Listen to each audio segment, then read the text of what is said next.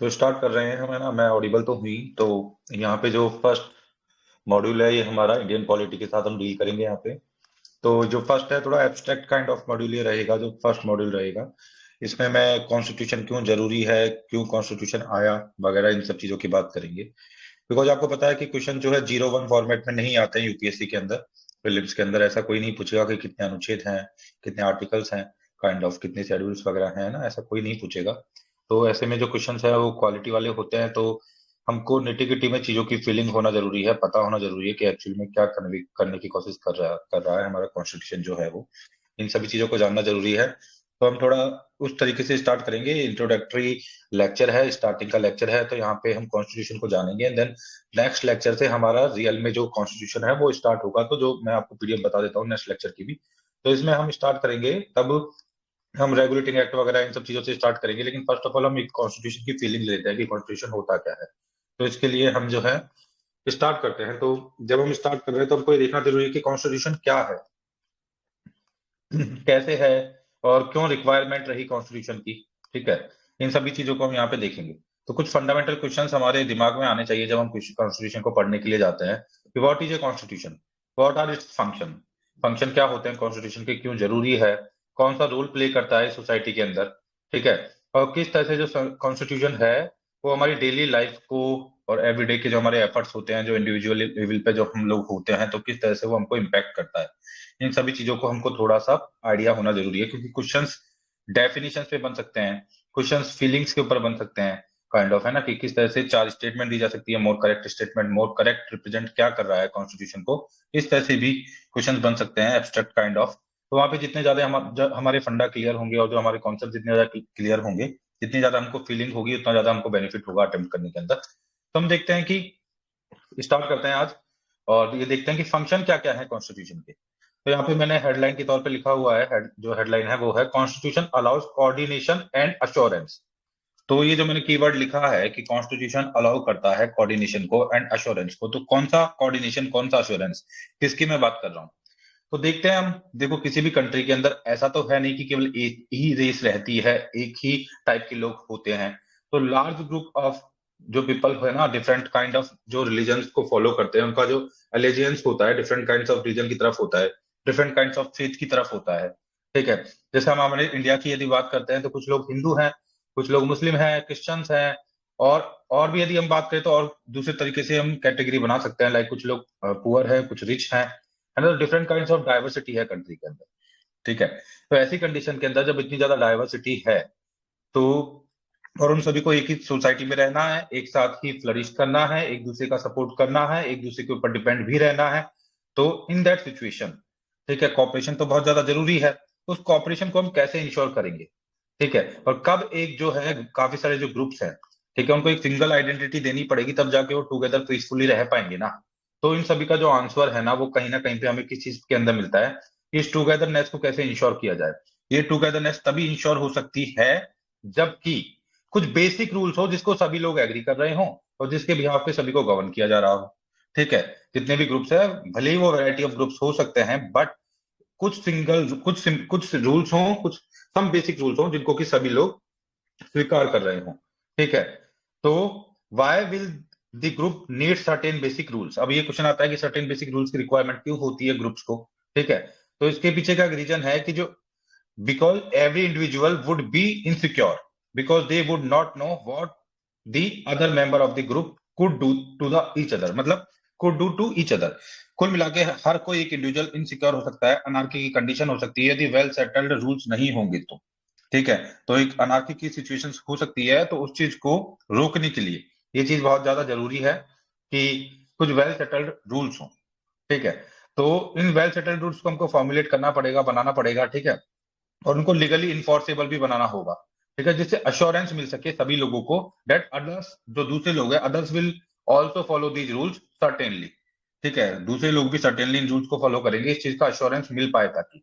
ठीक है, तो इसके लिए हमें एक कोऑर्डिनेशन को बनाने के लिए लोग सोसाइटी के अंदर जो मेंबर्स हैं उनके बीच में एक मिनिमम, जो मिनिमल कोऑर्डिनेशन है उसको सेट करने के लिए, उसको बनाने के लिए कुछ बेसिक रूल्स बनाने होंगे। तो यही है जो कॉन्स्टिट्यूशन हमारा है। तो जो पहली जो फर्स्ट जो हेडिंग थी एक्चुअली में, और हेडिंग किस तरह से थी कि कॉन्स्टिट्यूशन के फंक्शंस को हम पढ़ रहे थे, तो उसमें जो फंक्शंस में फर्स्ट जो फंक्शन है कॉन्स्टिट्यूशन का वो करता है अलाउ कोऑर्डिनेशन एंड अश्योरेंस, ठीक है, सोसाइटी के अंदर लोगों के बीच में कोऑर्डिनेशन एंड अश्योरेंस को इंश्योर करता है जो कॉन्स्टिट्यूशन जो है वो। सेकंड अब हम देखते हैं कि सेकंड फंक्शन क्या होता है कॉन्स्टिट्यूशन का। फंक्शन नंबर 2 की यदि हम बात करें कि कॉन्स्टिट्यूशन का सेकंड फंक्शन क्या होता है, तो इसको देखते हैं अब हम। स्क्रीन में डिले तो नहीं है ना? ठीक है। सेकंड जो फंक्शन है वो है specification of decision making powers.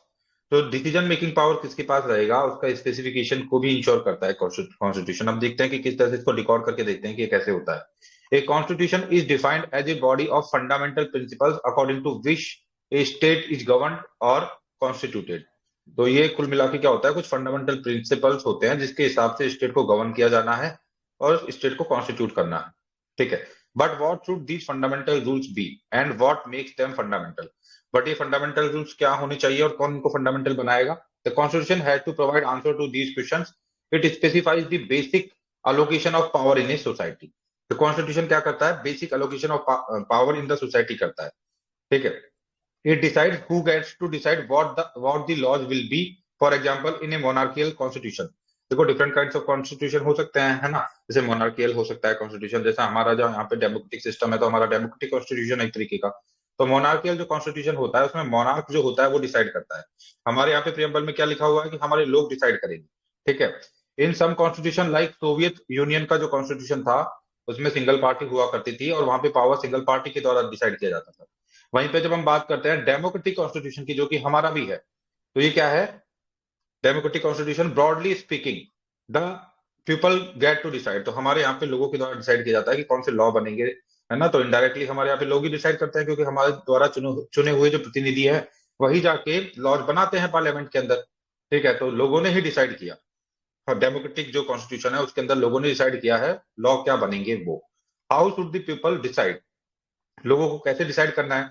तो शुड दे डिसाइड डायरेक्टली और should the people elect representative and act through? तो हमको पता है एक्ट थ्रू रिप्रेजेंटेटिव, तो हमारे यहाँ पे रिप्रेजेंटेटिव्स के थ्रू एक्ट होता है। ये चीज हमें पता है। How should these representatives be elected?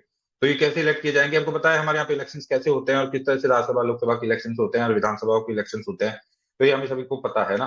तो यहाँ पे आगे इंडियन कॉन्स्टिट्यूशन के बारे में बताया गया है।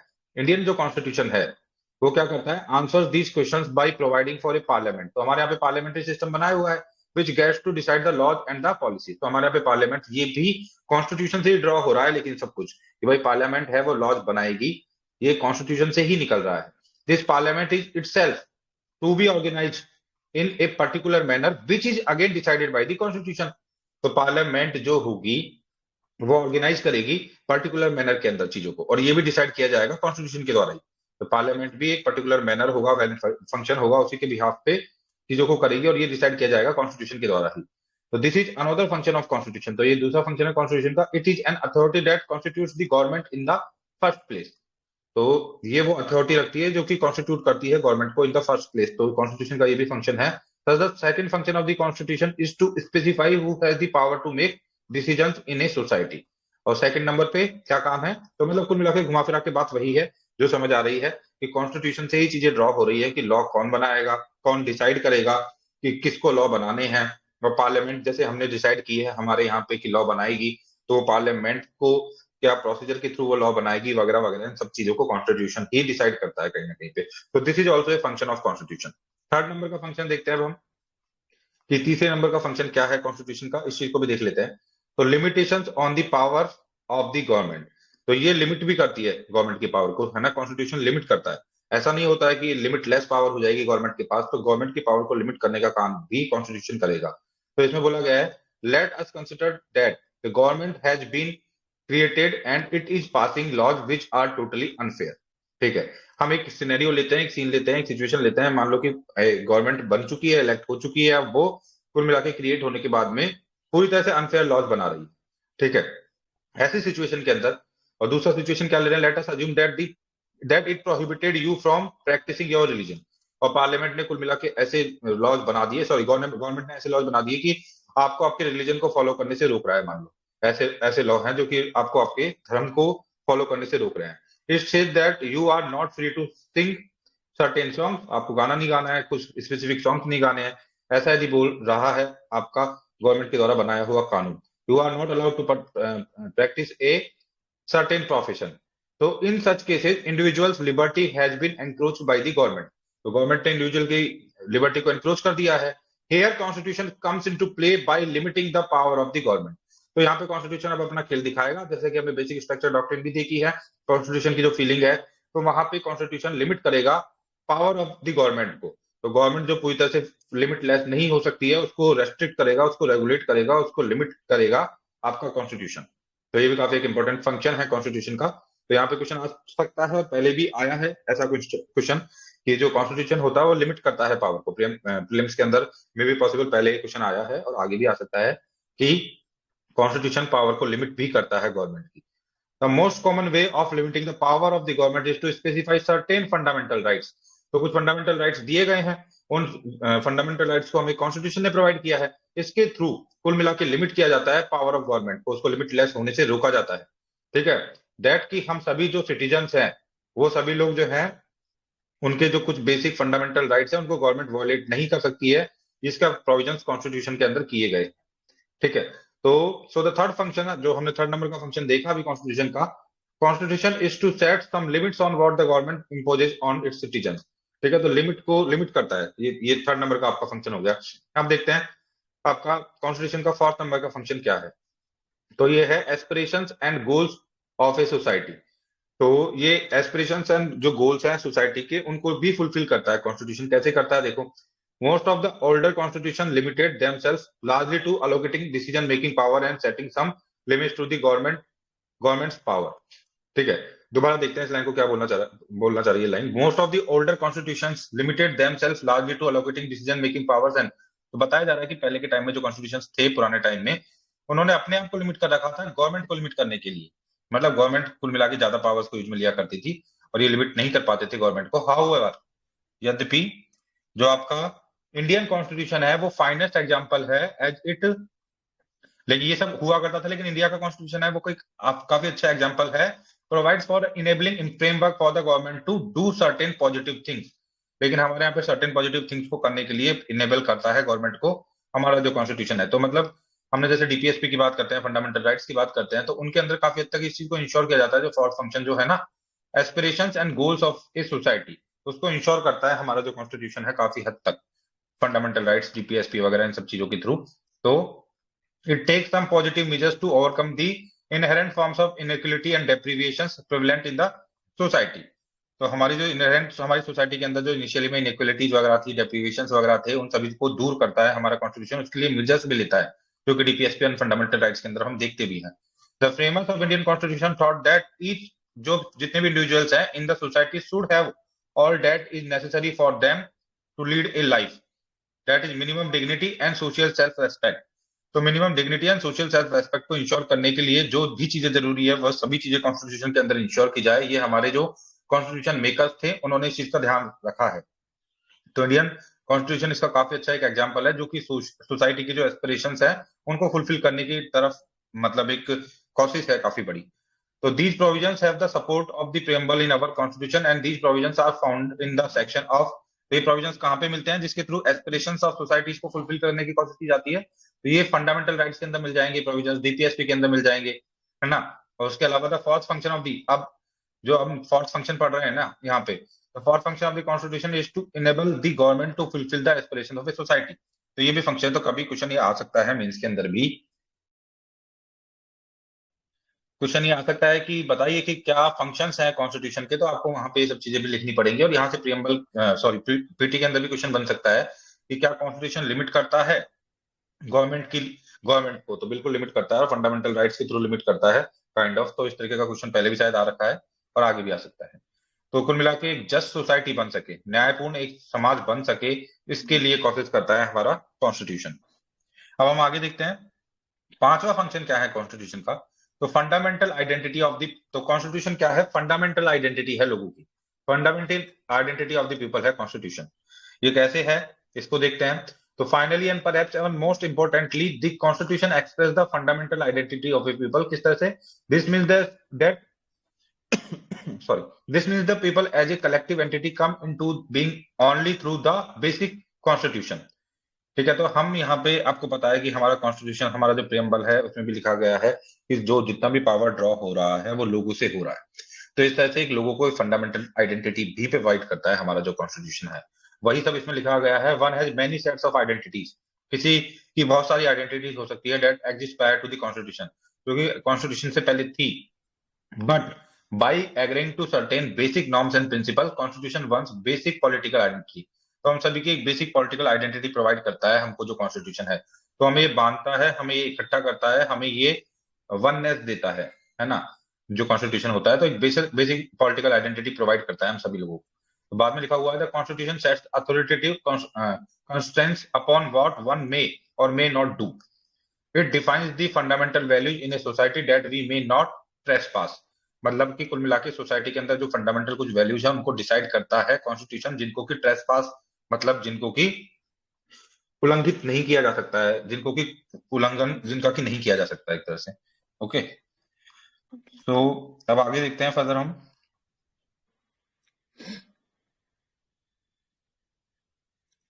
मेरी आवाज प्रॉपरली है ना? आवाज मेरी आ रही है प्रॉपर? यस सर, जी जी।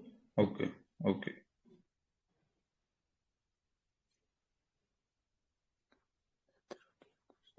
तो हमने फंक्शंस ऑफ द कॉन्स्टिट्यूशन देख लिए हैं।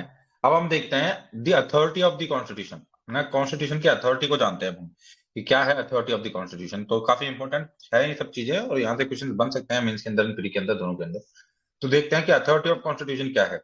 In most countries, the constitution is a compact document that comprises a number of articles about the state, specify that how state is to be constituted and what norms it should follow. तो generally क्या होता है कि constitution होता क्या है? Constitution एक compact सा डॉक्यूमेंट होता है सभी कंट्रीज में जनरली, जो कि ये बताता है, जिसमें डिफरेंट काइंड्स ऑफ आर्टिकल्स होते हैं, जो कि बताता है कि वो जो स्टेट है, जो देश है, जो राज्य है, वो कैसे चलेगा। ठीक है, किस तरह से कॉन्स्टिट्यूट होगा और कैसे क्या उसको फॉलो करना चाहिए। लेकिन जैसे हम बात करते हैं यूके की, तो हम काफी बार सुनते हैं कि यूके का जो कॉन्स्टिट्यूशन है वो अनरिटन, मतलब रिटन कॉन्स्टिट्यूशन नहीं है। तो बट ऐसा नहीं है कि वो रिटन कॉन्स्टिट्यूशन नहीं है, उसका कंसोलिडेशन नहीं किया गया है, उसका कॉडिफिकेशन नहीं किया गया है। Basically different different kinds of documents है जिसके थ्रू यूके का कॉन्स्टिट्यूशन बनता है। जैसे एक बिल्स ऑफ राइट है ना, एंड बहुत सारे अलग अलग डिफरेंट काइंड्स ऑफ डॉक्यूमेंट्स है जिसके जिनको की एक साथ लेके कॉन्स्टिट्यूशन बनता है, लेकिन उसको कॉडिफाइड नहीं किया है। इस वजह से बोलते हैं कि अनरिटन कॉन्स्टिट्यूशन है, बट एक्चुअली नहीं है कि अनरिटन है। डिफरेंट डॉक्यूमेंट्स के थ्रू वहां का कॉन्स्टिट्यूशन बना हुआ है, बट उनको एक डॉक्यूमेंट में कॉडिफाइड नहीं किया है। तो यहाँ पे क्या बताया जा रहा है, but some countries like UK do not have one single document. Generally तो हम कॉन्स्टिट्यूशन की जब बात करते हैं तो एक डॉक्यूमेंट होता है कॉम्पैक्ट सा, जिसके अंदर आर्टिकल्स वगैरह सब चीजें होती हैं। लेकिन जब हम यूके की बात करते हैं तो वहां पे तो ऐसा नहीं है, वहां पे कोई वन सिंगल डॉक्यूमेंट नहीं है जिसको कॉन्स्टिट्यूशन बोला जाए। Rather they have a series of documents and decisions that are taken collectively to be known as their constitution. लेकिन उनका कॉन्स्टिट्यूशन इस तरह से बनता है कुल मिला के। द क्रूशियल क्वेश्चन यहाँ पे क्या है, how effective is a constitution, what makes it effective. Making a constitution effective depends upon many factors which are listed below. तो आप देखते हैं कि किस तरह से कॉन्स्टिट्यूशन इफेक्टिव बन सकता है, कौन से वो फैक्टर्स हैं जो कि कॉन्स्टिट्यूशन को इफेक्टिव बनाते हैं। तो हम देखते हैं कि वो कौन से फैक्टर्स हैं जो कि कॉन्स्टिट्यूशन को इफेक्टिव बनाते हैं। तो पहला जो फैक्टर है वो है मोड ऑफ प्रोमुलगेशन। ठीक है, प्रोमुलगेशन का मोड क्या रहा है, किस तरह से प्रोमुलगेट किया गया है, ये काफी इंपॉर्टेंट है। ठीक है, कॉन्स्टिट्यूशन की कितना इफेक्टिव है इसके लिए। तो मोड ऑफ प्रोमुलगेशन क्या होता है, यदि हम इसको देखना चाहे तो in many countries constitution remain defunct because they are crafted by. देखो काफी सारे देश है उनका कॉन्स्टिट्यूशन इतना इफेक्टिव नहीं रह पाया और डिफंक्ट हो गया, फेल हो गया, कोलैप्स हो गया। उसका रीजन रहा कि जिन लोगों ने उस कॉन्स्टिट्यूशन को बनाया उनके अंदर वो अथॉरिटी नहीं थी, वो इतने ज्यादा अथॉरिटी नहीं रखते थे, या फिर पॉपुलर पॉपुलर वोट नहीं रखते थे, पॉपुलर सॉवरेनिटी नहीं रखा करते थे। लाइक काफी देशों में मिलिट्री लीडर्स ने बना दिया, काफी देशों में ऐसे लीडर्स ने बना दिया जो पॉपुलर थे ही नहीं, और काफी जगह पे ऐसे ने बना दिया जिनके अंदर एबिलिटी नहीं थी, है ना, लोगों को अपने साथ लेके चलने की। तो वो जितने भी कॉन्स्टिट्यूशन इस तरह से बनाए गए वो फेल हो गए। जो प्रमोलगेशन हो रहा है कॉन्स्टिट्यूशन का वो कैसे हो रहा है काफी मैटर करता है। हमारे यदि हम इंडिया की बात करते हैं तो हमारे यहाँ पे जिन लोगों ने कॉन्स्टिट्यूशन बनाया वो लोग काफी ज्यादा पॉपुलर कम्युनिटी रखते थे, उनकी मास फॉलोइंग थी, उन्होंने रिवोल्यूशन, उन्होंने हमारी स्वतंत्रता के अंदर पार्ट लिया था, उनकी एक आइडेंटिटी थी, एक अथॉरिटी थी उनकी, उनको मासेज फॉलो किया करती थी। तो इस वजह से वो काफी ज्यादा ऐसे लोग थे जो कि अपने आप में पॉपुलर थे एंड पॉपुलर सोवर्निटी उनके पास थी। तो दैट्स व्हाई इंडिया का जो कॉन्स्टिट्यूशन है वो काफी ज्यादा इफेक्टिव हो पाया। तो इसमें बताया भी गया है आगे जाके, the most successful constitution like India, south Africa, United states constitution जो है काफी काफी ज्यादा इफेक्टिव है और काफी इफेक्टिव रहे। क्यों रहे? वर क्रिएटेड इन द आफ्टर, जो किसके बाद बने? ये नेशनल मूवमेंट्स के बाद में बने, और नेशनल मूवमेंट्स के अंदर काफी सारे लोगों ने पार्ट लिया। फिर उन्हीं लोगों में से काफी सारे लोगों ने कॉन्स्टिट्यूशन की मेकिंग में पार्ट लिया। तो उनकी काफी ज्यादा मास फॉलोइंग थी, उनकी एक अथॉरिटी थी, उनकी एक कुल मिला के हम बोल सकते हैं पॉपुलर सॉवरेनिटी वगैरह थी, है ना। तो काफी लोग उनको फॉलो करते थे, तो वो काफी इफेक्टिव कॉन्स्टिट्यूशन बना। तो प्रोमुलगेशन कैसे हो रहा है वो काफी मैटर करता है। The Indian constitution drew enormous legitimacy from the fact. तो हमारा कॉन्स्टिट्यूशन किस फैक्ट से काफी ज्यादा लेजिटिमेसी ड्रॉ करता है? It was drawn up by people who enjoyed immense public credibility. तो जिन लोगों ने इसको बनाया है वो काफी ज्यादा पीपल पब्लिक क्रेडिबिलिटी को कैरी किया करते थे, who had the capacity to negotiate and command the respect of wide across section of people. उनकी कमांड थी काफी बड़े तबके के ऊपर, सेक्शन के ऊपर, लोग उनको माना करते थे, जानते थे उन लोगों को, और उनकी एक अथॉरिटी थी। ठीक है, therefore the authority of the people who enact the constitution helps determine the success of the constitution. तो काफी बड़ा वाइटल रोल होता है उन लोगों का जिन लोगों ने कॉन्स्टिट्यूशन को बनाया है, कि वो कितनी ज्यादा अथॉरिटी रखते हैं लोगों के बीच में। यदि अच्छी अथॉरिटी वो रखते हैं तो कुल मिला के वो लोग फिर कुल मतलब कि अच्छा कॉन्स्टिट्यूशन बना पाएंगे, और वो कॉन्स्टिट्यूशन इफेक्टिव भी रहेगा। ठीक है, तो फैक्टर नंबर 2 देखते हैं कि वो कौन सी दूसरा फैक्टर क्या है जो कि इफेक्टिवनेस को बढ़ाता है कॉन्स्टिट्यूशन की। The substantive provision of a constitution. क्या है ये substantive provision of a constitution? इसको देखते हैं, इसको रिकॉर्ड करते हैं। तो इट इज द हॉलमार्क है ये सक्सेस का कॉन्स्टिट्यूशन की, that it gives everyone in the society some reason to go along with its provisions. तो अब यहाँ पे क्या किया गया कि कॉन्स्टिट्यूशन के प्रोविजंस भी तो अच्छे होने चाहिए ना, उसमें ऐसा नहीं होना चाहिए कि कॉन्स्टिट्यूशन के अंदर खुद के अंदर डिस्क्रिमिनेशन है, ठीक है, उसके प्रोविजंस है वो बेटर नहीं है, तो फिर किस तरह से लोग उसको फॉलो करेंगे? तो the constitution that allows for permanent majorities to oppress the minority. तो वो कॉन्स्टिट्यूशन जहां पे कि मेजोरिटी माइनॉरिटी को ऑपरेस करने का एक तरह से अलाउ कर दिया जाता है, जिन कॉन्स्टिट्यूशन के अंदर वो ज्यादा सक्सेसफुल नहीं हो पाते हैं। ठीक है, society would give minorities no reason to go along with the constitution, और कॉन्स्टिट्यूशन दैट मतलब कुल मिला के कॉन्स्टिट्यूशन भी फेयर होना चाहिए। तो यहाँ पे जो हेडलाइन है ये बता रही है कि substantive provisions of a constitution कैसे हैं, ये काफी हद तक डिसाइड करता है कि कॉन्स्टिट्यूशन कैसा रहेगा। ठीक है, आगे बताया गया है, इफ एनी ग्रुप फील्स, यदि कोई ग्रुप है, कोई माइनॉरिटी ग्रुप है, वो ऐसा फील कर रहा है कि भाई इनको उनका एलिनेशन कर दिया गया है, उनको साइड में रख दिया गया है, ठीक है, तो फिर वो कॉन्स्टिट्यूशन के साथ अवॉइड बाई कैसे करेंगे? No constitution by itself achieve perfect justice, but it has to convince people that it provides a framework for pursuing basic justice. देखो एक सिंपल सी बात है, काफी इंपॉर्टेंट लाइन है कि कोई भी कॉन्स्टिट्यूशन परफेक्ट जस्टिस प्रोवाइड नहीं कर सकता है, लेकिन इस कॉन्स्टिट्यूशन को लोगों को इंश्योर करवाना पड़ेगा, कन्विंस करना पड़ेगा दैट कि वो कम से कम एक basic framework for basic justice तो प्रोवाइड करेगा ही। तो ये पॉइंट था कुल मिला के कि सब्सटेंसिव, ठीक है, सब्सटेंटिव प्रोविजंस क्या है कॉन्स्टिट्यूशन की, ये भी काफी हद तक डिसाइड करते हैं कि कॉन्स्टिट्यूशन कितना इफेक्टिव रहेगा। उसके बाद हम देखते हैं कि फैक्टर नंबर 3 क्या है? Balance institutional design. जो इंस्टीट्यूशन बनाए गए हैं कॉन्स्टिट्यूशन के वो बैलेंस्ड होने चाहिए, तब जाके भी वो इफेक्टिव हो पाएगा। इसको रिकॉर्ड करते हैं। तो constitution are often subverted not by the people but by small groups who wish to enhance their own power. तो जनरली देखा गया है कि जब कॉन्स्टिट्यूशन खत्म होते हैं, जब उनको सबवर्ट किया जाता है, तो ऐसा नहीं होता है कि लोग उनको सबवर्ट करते हैं, जो स्मॉल ग्रुप ऑफ पावर्स होते हैं, पावर ग्रुप्स ऑफ होते हैं ना, वही सबवर्ट करते हैं। ठीक है, one way of intelligent designing of a constitution is to ensure that no single institution acquire monopoly of the power. तो जब आप कॉन्स्टिट्यूशन को बना रहे हो तो आपको चेक एंड बैलेंस इस तरह से बनाने हैं जैसे इंडियन कॉन्स्टिट्यूशन के अंदर बनाए गए हैं, separation of power and check and balances. तो कोई मोनोपोली हमारे यहाँ पे नहीं है, कोई भी यदि लिमिटलेस होने की कोशिश करता है तो उसको लिमिट कर दिया जाएगा दूसरे इंस्टीट्यूट के द्वारा चेक एंड बैलेंस के थ्रू। तो जब आप कॉन्स्टिट्यूशन को बना रहे हो तब इस चीज को इंश्योर किया जाए कि मोनोपोली ना हो पावर की, कोई पर्टिकुलर इंस्टीट्यूट जो है वो सुपरसीड ना कर जाए। ठीक है, इसी वजह से देखा होता हमने जिस तरीके के सिस्टम को अपनाया, तो जैसे प्रेसिडेंशियल सिस्टम होता है, रिकॉल हमारा जो सिस्टम है हमने पार्लियामेंट्री सिस्टम को अपनाया। तो जब हमने देखा, जब हमको गवर्नर जनरल वगैरह रूल कर रहे थे तो एक सिंगल हैंड में पावर जब हुआ करती थी तो काफी ज्यादा अपने पावर्स का मिसयूज किया करते थे। तो इस वजह से उस चीज को समझते हुए हमने यहाँ पे इस तरीके का एक सिस्टम बनाया कि सिंगल हैंडेड पावर ना रहे। तो हम पार्लियामेंट्री सिस्टम को फॉर्म करते हैं यहाँ पे, और हमारे यहाँ पे separation of power and check and balances वगैरह सबकी व्यवस्था है। तो इससे क्या इंश्योर होता है कि मोनोपोली कभी नहीं होनी चाहिए किसी भी इंस्टीट्यूट की, इस चीज को भी इंश्योर किया जाए कुल मिला के, यदि इफेक्टिव कॉन्स्टिट्यूशन बनाना है तो। आगे बताया गया this is done by fragmenting power across the different institutions like legislature, executive. तो जो आपको legislature, executive and then judiciary and all that जितने भी हैं इंस्टीट्यूशंस, उनके बीच में पावर्स का सेपरेशन किया जाए, पावर्स को डिस्ट्रीब्यूट किया जाए। Even among the independent statutory bodies जो हैं, तो इनके बीच में भी जैसे इलेक्शन कमीशन वगैरह, इनको भी पावर का एलोकेशन वगैरह किया जाए और एक डिस्ट्रीब्यूशन किया जाए पावर का, किसी सिंगल हैंड में पावर को नहीं रखा जाए। तो इस तरह से हम कॉन्स्टिट्यूशन को काफी इफेक्टिव बना सकते हैं। This ensures that even if one institution wants to subvert the constitution, ऐसे में भी कोई एक इंस्टीट्यूशन सबवर्ट करने की कोशिश भी करेगा कॉन्स्टिट्यूशन को, तो other can check its transgression. तो जो ट्रांसग्रेशन, जो वायलेशन हो रहा है, जो उल्लंघन हो रहा है, तो उसकी ट्रांसग्रेशन मतलब एक तरह से अपनी लिमिट को क्रॉस करने को दूसरा जो इंस्टीट्यूट है वो रोक पाएगा। ठीक है। एंड इंटेलिजेंस जो सिस्टम होता है check and balances has facilitate the success of Indian constitution. तो हमारे यहाँ पे जो चेक्स एंड बैलेंसेज का जो सिस्टम है उसने काफी हद तक इंडियन कॉन्स्टिट्यूशन की सक्सेस के अंदर वाइटल रोल प्ले किया है। Okay. Constitution is neither too rigid that is likely to break under the weight of change. देखो हमारा कॉन्स्टिट्यूशन बताते हैं कि रिजिड मतलब फ्लेक्सिबल भी है एंड रिजिड भी है, तो सिंथेसिस है दोनों का ही, है ना, मिक्सचर है दोनों का।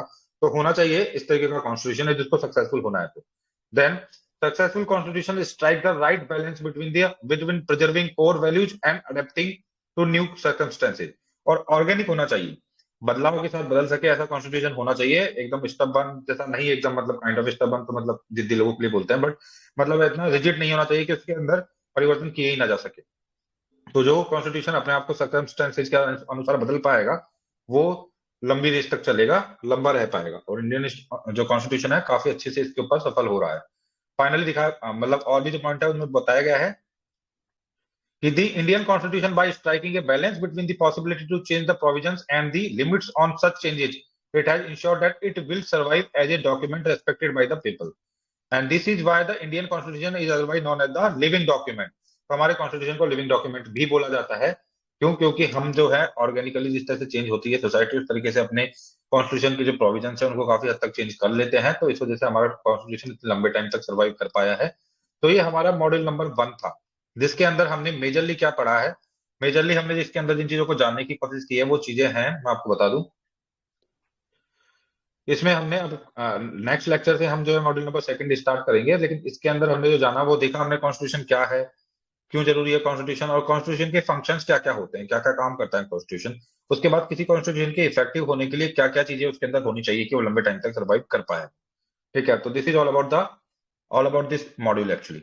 अब हम नेक्स्ट मॉड्यूल के अंदर क्या पढ़ेंगे वो मैं आपको बता दूं पहले। तो अब एक्चुअल पॉलिटी स्टार्ट होगी, लक्ष्मीकांत जिस तरह से बुक जाती है उसी तरीके से हम इसको लेके चलेंगे, है ना। हमने कॉन्स्टिट्यूशन की फीलिंग ले ली है, अब हम देखेंगे regulating act of 1773 and fits India act of 1784।